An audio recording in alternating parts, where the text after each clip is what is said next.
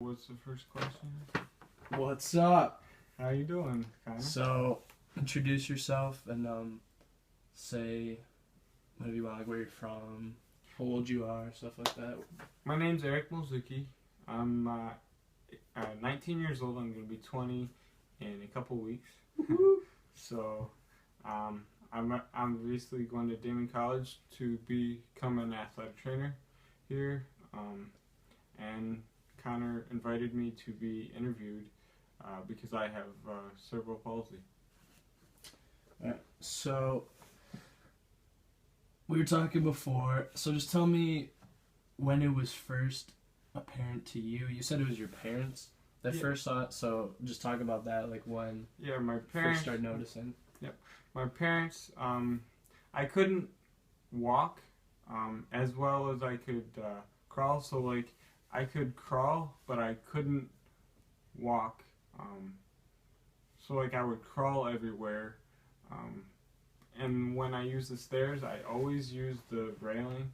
I couldn't, like, my balance was off, and I would always step with my left foot before my right, left foot before my right. So to your go parents up saw the that you had stairs. like a stronger foot. Yeah, Like but they weren't exactly sure what it was. So they took me to the doctor. About what age was it? About three. Okay. Three they noticed. Then they took me to the doctor, and the doctor found out that I had cerebral palsy. Although we didn't have a gene in our family for the cerebral palsy, so it was kind of like a surprise thing. And of course, my dad was very, very surprised, and he was kind of in denial.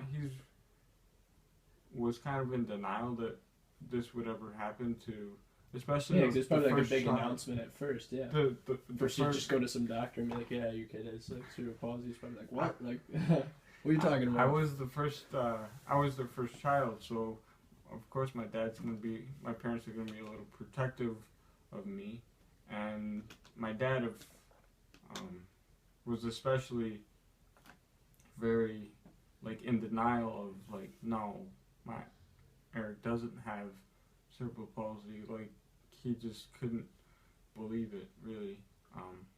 But no, I do have cerebral palsy, and that's what it is. Right. Let's see. So you went over your reaction. You went over your parents' reaction. You said you're your first child, right? So you have Yep. How many siblings you got? I have one. My brother's he just turned 17, so he's a senior in high brother. school. Yeah. Cool. Yep. What Well, you said you were young, so really you didn't really have like a reaction at first because you didn't really like No. understand it. No, but my parents, but my dad was like, and still kind of to this day, he's like, you're grown now, you don't have to wear the brace, but I still do because it gives my foot support and stretches it out, and I see benefit in it. Talk about the like importance of why you wear it, like just a like brief summary, like what like your leg is like affected by. Well, my right leg, it's right hemiplegic cerebral palsy, which means that my right side of my body, not only my leg, but my right side of my body is generally weaker than my left. So, in order to counteract the weakness in muscle tone in my right side, I'll do a lot of proprioceptive activities, so like stretching and balance. Stretching stuff. for you non-science majors. Stretching. Well, proprioceptive balance stuff, like that, and just to help strengthen my right side. I'll do it on my left as well, but I'll do some extra stuff with my right leg and right arm to kind of counteract the lack of muscle tone. And the brace here is a foot orthotic. It's a device that helps keep my leg in a stretch position so that when I walk, I can walk heel to toe. Because if I don't have it on, I will kind of roll off the front part of my foot, and it'll be uneven when I walk. So this keeps my foot from dragging, in essence. And he's got the Sabres logo on it, everybody. Let's go Sabres. Nice. Alright. Next. Let's see. Are there any advantages you've noticed to your physical condition? Anything that you see you have gained from having this condition? Any like self-reflective thing or any personal like knowledge or something like that? Well, I don't see myself as having a disability. People that know me know that I have a very, very strong work ethic and try very hard in everything I do. I want to do He does. He studies a lot. Do everything to my best ability, and want to be the best, best that I can. So,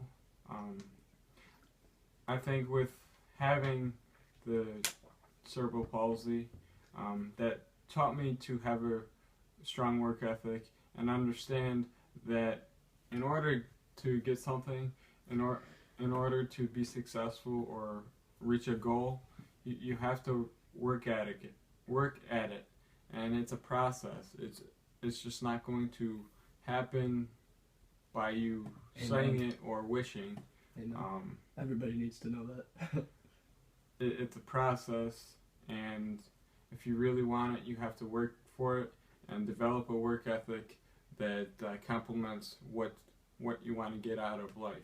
And cerebral palsy, although it is a documented disability, you go about it the right way like I have, and you can find success. Yeah, I feel like it probably helped you like early on, because you realize early on like I'm gonna have to like have a good work ethic and work hard to like get what I want. And like a lot of people like learn that like too late, I feel like after they like mess up in school. Definitely, yeah, you're right.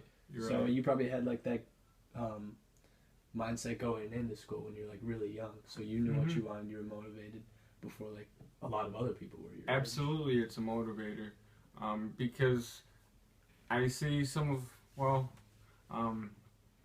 of my idols obviously don't have the disability that I have, or a disability at all, and if I want to reach that level, I have to work at it. I have to work to become the best that I can. Word. Amen, brother. I don't know if you wanted to talk about, it said this societal response to you having cerebral palsy. I don't know if you wanted to talk about any times where, like, you said when, like, you were younger, like, your peers, like, 'cause they were younger, they didn't understand it. Because it was your, like, you having your condition is your normal. So you don't see it as something, like, wrong. But somebody else who's, like, younger, never, like, seen it before, might, like, be like, what is this? Like, why is this person, like, different? But, no, it's fine. There's an example. I am a hockey goalie, or I grew up playing hockey, and we did the Bob Janos goalie camp up in Amherst here at the Pepsi Center, or now the Northtown Center. But, and during that camp we have on-ice sessions, and we have off-ice sessions as well. So during the off-ice sessions of the dry land, we were doing some drills one day. We were doing like high knees through a ladder, and I couldn't raise my right leg as far up as my left. So when I was doing the ladder, it looked uneven. But I didn't notice anything different about it, because that's just it's used to like how you you said, did ladder. that's my normal, and I didn't feel like I knew I had the disability, but like I didn't see any problem with it. But there was some other goalies in the line behind me that noticed it, and they were kind of snickering, laughing. They were making jokes about me, and I was thinking to myself as I was going through the line. I was going through the line. I was in the drill. I was going at it. I didn't think about anything else. But after that, after I went through again, they did it again. So I was kind of questioning, well, how do they see something wrong with me? There's nothing wrong with me. I'm doing the drill just as well as they am, or they are. I'm sorry. No. Did they ever say anything like personally to you, or you just like overheard them? No, I overheard them. So nothing was said personally to me, but being an 8-year-old, being young, not understanding the world fully,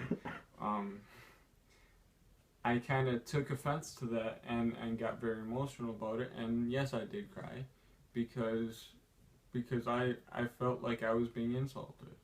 And as a young person, I really didn't feel that way before, ever. Yeah, because that's probably the first time something like that has happened to you, because your whole life it's just been like, well, this is how I am. And then, yeah, like when we're younger, first exposure to like self-awareness, kind of. Yeah, absolutely. Yeah. So yeah, that's an example of a societal thing. Damn society.